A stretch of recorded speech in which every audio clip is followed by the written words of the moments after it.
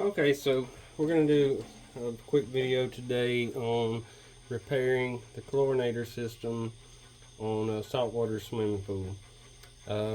I have this control board here and HMI display that have failed on me, and I purchased a new one. I'm going to install it. We're going to try to make the video fast.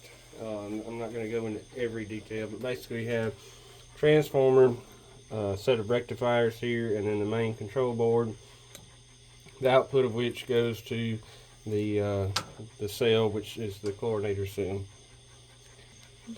So basically what we'll be doing is just replacing this board here. I've already switched off the circuit breaker feeding this and confirmed that I do not have voltage, which comes in here. These are your transformer connections. These connections go to the rectifiers, and then we've got two connections here.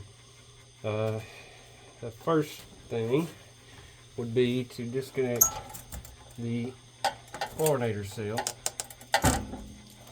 which is easier said than done. I'll disconnect the voltage, power supply inputs here. So this unit is configured for 240 volts. The new one is also 240 volts, but they can be configured for 110, and there's a jumper here for that purpose.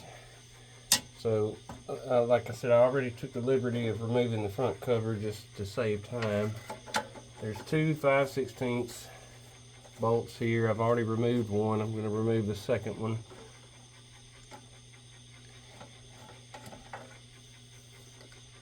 And then the circuit board is pretty much free now. Okay, maybe what I'll do is we'll pause the video. I'm just going to replace these connectors. So one thing is these plastic standoffs here. I'll need to use these from the old board, so I'll just install those on the new one. And when we come back, I should have the board mostly installed, and then we can go into configuration. Okay, just a little update on progress. So I've replaced the board. I've used the same standoffs. I've got only the power connections to do, and then these transformer connections. So I'm just going to do the transformer connections, and they're color coded so that you know which one goes where. Alright, so those are done. I'm going to put the two 5/16 bolts back in here. And I neglected to mention earlier, there is one more cable that goes up from the bottom. That's for the flow switch. And now I'm going to do the power connection.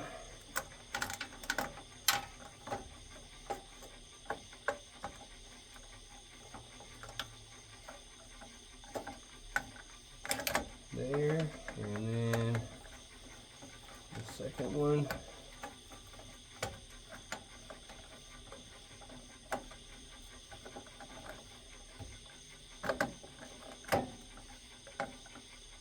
Okay, so that's that. Make sure they're good and tight. Then we'll install the two 5/16 bolts, which effectively that actually bonds the circuit board to the panel, electrically and physically. So then once we do that, we'll come back in a moment and I'll show the configuration, which is pretty straightforward from what I understand. So the rectifiers are connected. The orange and yellow here is connected. Power supply is connected. We didn't touch the grounding conductor. I'm going to connect the flow switch and the cell. Actually, I'm not going to connect the cell. I'll do the configuration first, and I'll show that in just a moment. Okay, so I went ahead and switched back on the power, and I'm just cycling through the menu on this.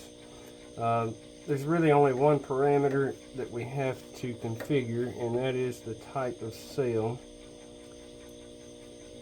So it's looks like it's set up for a T3 cell, and what I need to do is look at my cell and see which one I have. So I think this one, not sure what this is. It's a T15. So for a T15, we'll have to configure that. So it says to put it in the automatic position, and then once we have the cell on, well, it's gone away, but once we have that on the screen, I need to change it to super chlorinate position and back to auto, and repeat until I have the one that I want, which I have T15 here. So that should be it. So now, now that it's all installed, I can reconnect the cell and it's ready for service again.